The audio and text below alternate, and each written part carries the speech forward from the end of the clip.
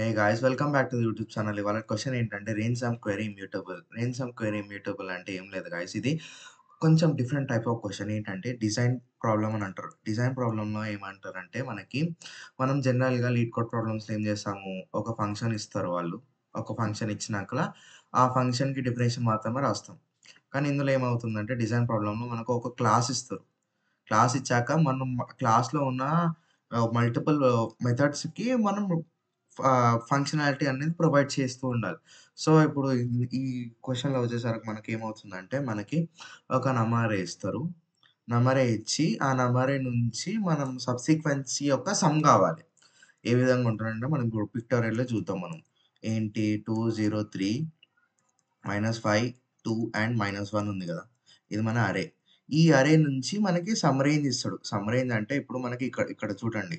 మనకి 0-2 అంటే ఇప్పుడేంటి ఇండెక్సెస్ 1, 2, 3, 4 అండ్ 5. ఓకే. సో, 0-2 ఈ సబ్ అర్రే యొక్క మనకి సమ్ గావాలి. సమ్ ఎట్లొస్తుంది మనకి? ఇందులో ఉన్న ఎలిమెంట్స్ అన్నీ యాడ్ చేస్తే సరిపోతుంది. ఇప్పుడు -2, 0 అండ్ 3. సో, -1 వస్తుంది ఆన్సర్. ఇక్కడ చూడండి. సారీ, +1 వస్తుంది. ఎందుకంటే +3 కదా! సో, -2 +3 +1. సేమ్ అదే విధంగా ఇంకొక సబ్ అర్రే ఇస్తాడు. ఏ విధంగా 2-5, 2-5, 2-5 ఇక్కడి నుంచి ఇక్కడి వరకి. 3 -5, 2 -1, -6 +5 ఎంత 1. సారీ, -1 వస్తుంది. -1 ఓకే. సో, ఈ విధంగా మనం అన్నిటికి ప్రతి ఒక్క సబ్ అర్రేకి మనం సమ్ చేసుకుంటూ వెళ్ళాలి. కానీ మన ప్రాబ్లమ్ ఏంటంటే ఎవ్రీ టైమ్ సమ్‌ని రీకంప్యూట్ చేయాలంటే మనకి టైమ్ కాంప్లెక్సిటీ అనేది చాలా పెరిగిపోతుంది. సో, నేనేం చేస్తానంటే మనకి ఒక కాన్సెప్ట్ ఉంటుంది. ఏంటి ప్రిఫిక్స్ సమ్ అని ఒక కాన్సెప్ట్ ఉంటుంది.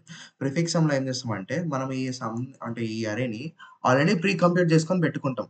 ఏ విధంగా అనంటే ఇప్పుడు ఈ ఇండెక్స్‌కి యొక్క ప్రీ సమ్ ఏంటి చూద్దాం మనం. -2 తర్వాత ఈ ఇండెక్స్‌కి -2 తర్వాత ఈ ఇండెక్స్‌కి ఎంత 1 తర్వాత ఈ అంటే బేసిక్‌గా చెప్పాలంటే ప్రతి ఒక్క ఇండెక్స్‌కి ఇక్కడ ఈ ఈ సబ్ అర్రే సమ్ తర్వాత ఈ సబ్ అర్రే సమ్ ఈ ఇండెక్స్‌కి తర్వాత ఈ ఇండెక్స్‌కి ఈ సబ్ అర్రే సమ్. సో, ఆ విధంగా ప్రతి ఒక్క ఇండెక్స్‌కి ప్రతి ఒక్క అంతవరకి సమ్ ఆల్రెడీ కాలిక్యులేట్ చేసుకొని పెట్టుకుందాం.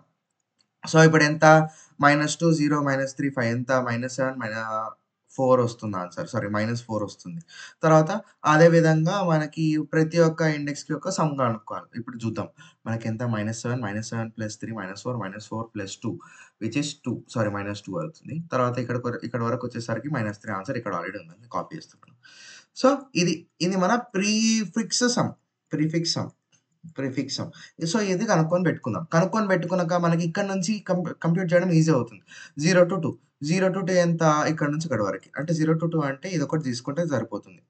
సేమ్ అదే విధంగా 2-5 2-5 అంటే ఎట్లొస్తుంది మనకి ఇది 5 కానీ 2 నుంచి కావాలి. 2 నుంచి కావాలంటే నేనేం చేస్తా? ఈ 1 ఉందా?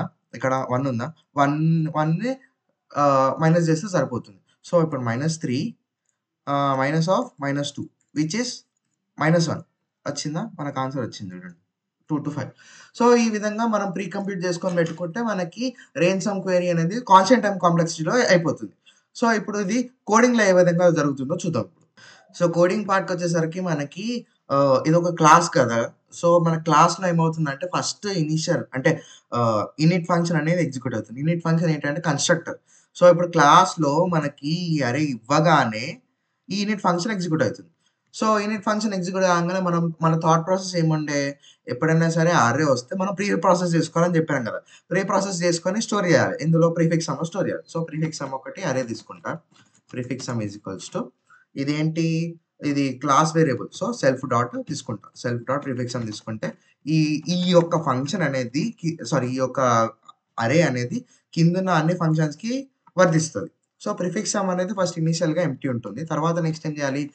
ఎవ్రీ ఒక్క ఇండెక్స్‌కి ఐటరేట్ చేసుకుంటూ ప్రిఫిక్స్ సమ్ కాలిక్యులేట్ చేయాలి. సో, పీఎస్ అనేది ఒక వేరియబుల్ తీసుకుంటా. Which helps in calculating the cumulative some.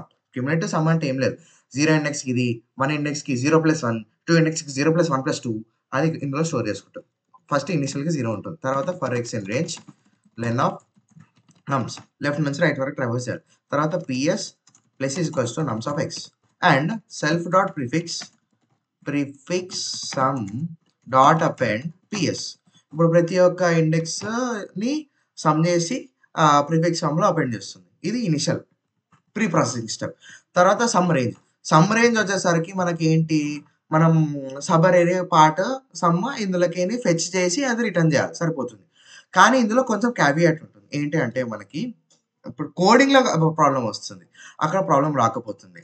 ఏంటి అంటే మనము ఇప్పుడు -2, 0, 3, -5, 2 అండ్ -1 ఉంది కదా! ఇప్పుడు నేను ఇప్పుడు ఒకవేళ 0-2 అనుకున్నాననుకోండి. ఇది మొత్తం తీసుకుంటా. ఓకే. విచ్ ఈస్ నేను ఇదొకటి తీసుకుంటే సరిపోతుంది. కానీ అదే ఒకవేళ 2-5 తీసుకోవాలనుకుంటే, నేను ఏదైతే లాస్ట్ ఎండింగ్ పాయింట్ ఉంటదో అది ఫస్ట్ కాలిక్యులేట్ చేస్తా. ఏది? Which is -1. Okay. -1 calculate sorry. ఇది ప్రిఫిక్స్ సమ్ కాదు. నేను జస్ట్ ఎగ్జాంపుల్ తీసుకుంటున్నాను. -1 తీసుకుంటా. తీసుకున్నాక నెక్స్ట్ ఏంటి? దీని యొక్క లెఫ్ట్ సబ్ అరేతోని మైనస్ చేయాలి. లెఫ్ట్ సబ్ అరే అంటే ఇప్పుడు నేను 2-5 తీసుకుంటే ఇక్కడ నుంచి మైనస్ చేయాలి. సో, ఇది కాన్సెప్ట్ ఇది. ఒకవేళ నా ఇండెక్స్ 0 ఉంటే నాకు లెఫ్ట్ సమ్ అనేది ఏముండదు. అది మైండ్‌లో పెట్టుకొని కోడ్ రాయాలి మనం. So, if left double equal to 0 అప్పుడు ఏం చేయాలి? రైట్ యొక్క ఇండెక్స్ ఒకటి రిటర్న్ చేస్తే సరిపోతుంది. So, return self dot prefix some